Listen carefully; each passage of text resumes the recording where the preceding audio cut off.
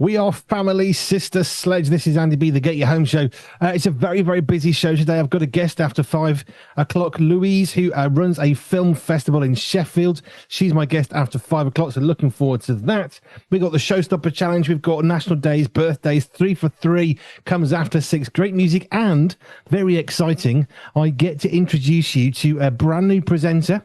He has a voice you may have heard before. It's possible, but either way, hello, Bob. Hello, Andy. Now, we've had a lovely chat about radio. I think I cried when you talked about your heart for radio because I just thought, that. But let's start with a few more obvious things. Your name is Bob. What is the show that you're going to be taking on, and when are we able to hear you properly doing that? Yeah, so I'm Bob Goody, and I will be taking over the Pure Brunch show on Wednesdays, 10 till 12.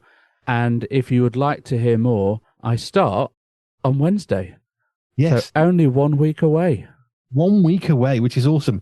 Now, Pure Brunch, just to give a quick outline for that one, we have 5 days, 10 till 12, 2 hours. We have a beautiful team of people, and you're taking over the Wednesday one.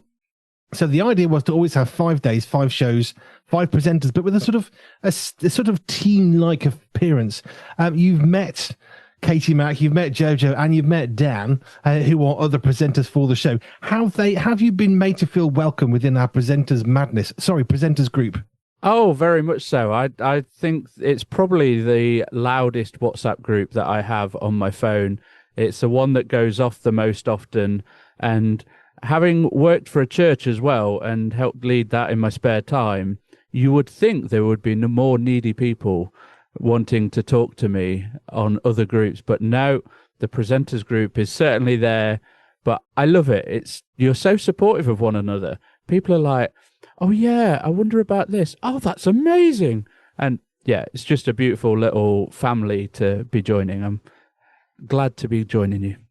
Cool, thank you. We have tried to make a family. That's our whole heart and passion, because otherwise it's just individuals doing their thing, which is fine. But we wanted a family. We always have done. So that's why we've got the presenters group. It's active presenters, and they are just the most beautiful people. It's just phenomenal.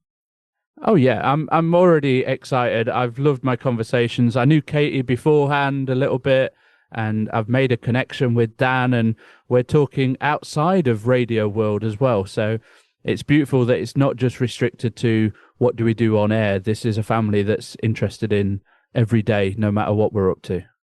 Which I think is absolutely true, which is my heart and passion. How do we lift somebody up? How do we encourage them, make them smile on a bad day, smile more if it's a good day? How do we do that? And the medium of radio is such a powerful, potent, personal thing. Yes, 3 Ps, that's alliteration. But it is really cool. What can we expect from you on Pure Brunch then? What sort of things are you going to bring in? So if you are looking for that uplift, I think because I'm taking over the Wednesday, we're looking for that midweek lift, because we all know what the middle of the week feels like. It can be a bit of a drudge. So I want to bring a bit of hope, a bit of light, a bit of fun and energy. And every week we're going to have a guest come on as well to explore what their everyday life looks like and where they find hope and purpose and meaning and what that really looks like in reality. So it's an uplift in the middle of our week.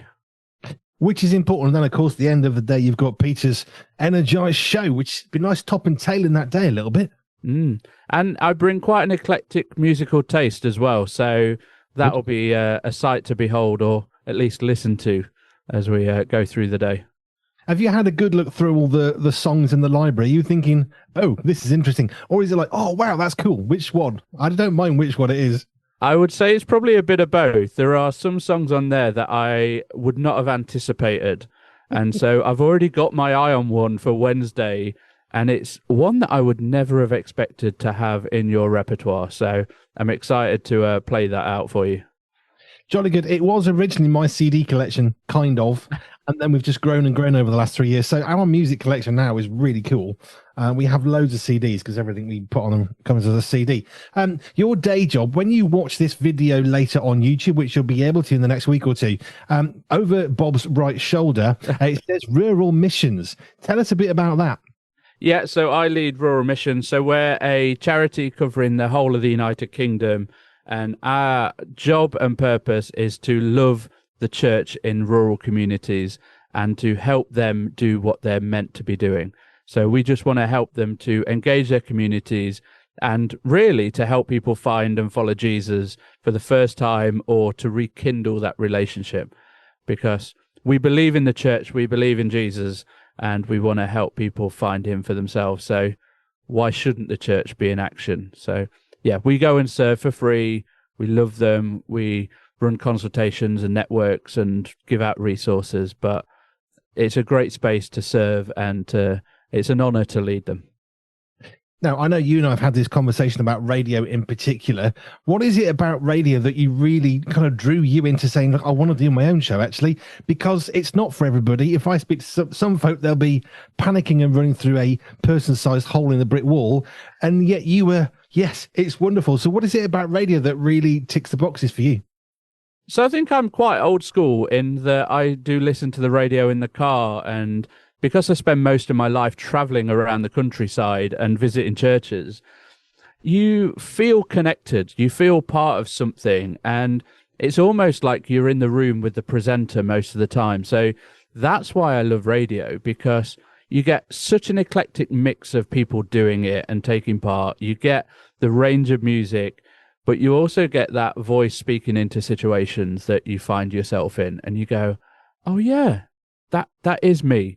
So to be able to share some of my own heart and my own hopes, and to become family with those that are listening, and I think I just can't wait for that experience, because it's played a part in my own journey. So I'd love to play a part in others, to just give them that uplift and that confidence in what the future could hold. I've said this in various ways at different times, but for me, radio is so personal, because you take your radio, you might play the radio while you're having a shower, stick it in the car as you go into work, you put the radio on. You're doing your tea in the kitchen, you stick the radio on. And it's the only medium I can think of which requires nothing on your part other than switching something on, and yet that friendly voice carries it. When I was trucking, I had the radio on literally 16 or 18 hours a day. I never turned it off because I was out on my own. And there were voices, and you start to connect with them because, well, they keep you company all day long, which is why I love radio. Yeah, and I'm not going to say who I've listened to, but I've certainly listened to him for a good part of the last 20 years as I've grown up and done adulthood. And I feel like I've met them over and over and over again, but I never have. And it is a real special connection that only radio can bring to that. It is. TV you can sit and passively watch. Yeah. Generally speaking, you're doing something while listening to the radio. And I think that for me is what makes it really special, because if I'm in the car and there's a piece of music, it makes me happy that they've played the piece of music I want. That's that. I like that one. Okay, granted, sometimes I do the CEO card and say, I want this playing, please, but I don't do that really. Well, not often. It's much. But I do like the fact that you can connect with somebody, which is why I'm always, it's a piece of advice I heard years ago, and I think it's really valid, which is you speak to the one person. You try and encourage one person at a time, speak to one listener, one reader for the magazines, but we just need to connect with one person at a time, and the world would be much better. Yeah, I used to work in schools for a living 25 years ago, and about 5 years ago, I was walking through my town centre, and this guy came up to me, and he said, Bob. I'm like, hello, do I know you? You used to do my school assemblies when I was in primary school. And they had such an impact on me. And I was like, what? He says, yeah, I've been to university, I'm married, I've got a job. And I'm like, thanks for making me feel really old now. But you actually don't know, when you share something and you're vulnerable with people and you share your story and you share those hopes and those dreams, actually, years later, people may still come up to you and go, that made such a difference. And again, that is one of the joys that radio is going to be able to bring for me, is being able to share that. And then I'd love listeners to get in touch and tell me your stories, to talk to me, to engage with stuff, because this is not just a one way, I just want to talk at you. This is a, let's do this together and let's shape this and be honest and vulnerable and hopeful together. Now, I know you have at least one child. Are they conscious that at some point you're going to be coming through the radio and they'll be able to look at you and think, that's my dad? I will be honest, I don't think he really cares. Like I already travel the country and speak at events and do podcasts and get interviewed on stuff, and I don't think at the moment he's particularly bothered. He's only 5, so maybe that will change, but I think children will often look at you and go, "Oh, Dad, do you have to?" rather than, "Oh, Dad, that's great." But, yes, children are the great leveler of life. If you have a child, you're never going to get too cocky because you know what they. But Dad, remember that time you were drooling and it fell onto your nice shoes? Yeah, that's what the kids remind you of, isn't it? Yeah, can I have £10, please? Thank you. That's the other one. Yeah, for that, yeah. Oh, he's already there. Like the star chart, the toys. Yeah, he's well on his way. Don't worry. Now, the other question I like to think about is first songs. I know what the first song was when we started radio. It was a worldwide message tribe revolution.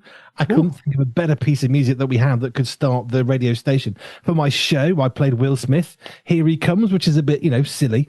So you don't necessarily have to tell us your first song unless you choose to, but have you already mapped out your first song? I'll be honest, I probably haven't overthought what my first song would be. And maybe I do need to consider that a little more heavily. But no, there are so many songs that could sum up my life and my background. And no matter what is played on Wednesday morning at 10 o'clock when people come and have a listen in and join me, that may just be how I'm feeling that day. So I don't know if I've got a first song in me that's going to last a generation. No, I like that. It's cool. It changes. If I did a first song today, it would not be Will Smith. It would be something different. Purely because I've got so many more songs now that I could choose from. Whereas 3 years ago, it was my own CD collection. Now we've got probably 3 times that. And there's so much that I could choose. But exactly as you say, depending on the mood, would I want to go something soft, something louder? Where do you want to go? And this is the beauty about the radio and the music selection, which is what we've worked really hard on for 3 years. Yeah, maybe I need to pick my go-to karaoke track, a bit of Build Me Up Buttercup, but probably not. You'll end up hearing me coming through the microphone as well, so I might try and avoid that one. Fair enough.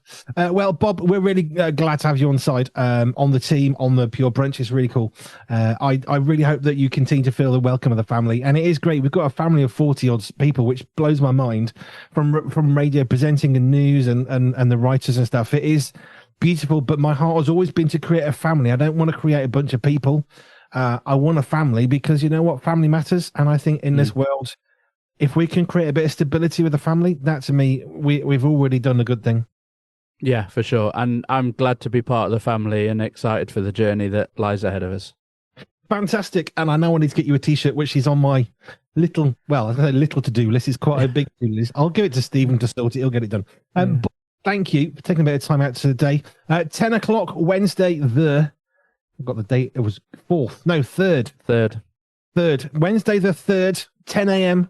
We'll have Bob Goody on Pure Brunch every week. Bob, thank you for your time, and we're looking forward to seeing what you make of that show. Great. Thanks, Andy. I'll see you all there. Bye for now.